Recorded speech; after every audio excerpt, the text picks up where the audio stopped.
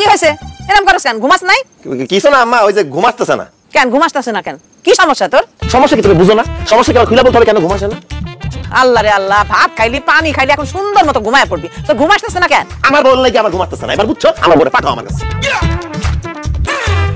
এই অসভ্য কি কইতেছ তুমি এসব মা এখানে ভাবিরা এখানে তুমি তাদের সামনে এমন কথা কইতেছ তোমার কি লজ্জা শরম কইতে কিছু নাই যাও তুমি গিয়া ঘুমাও আমরা একটু জরুরি কথা কইতেছি আমি পরে আইতেছি তুমি কি আসবা নাকি আমি তোমাকে কোলে করে এখান থেকে নিয়ে আসবো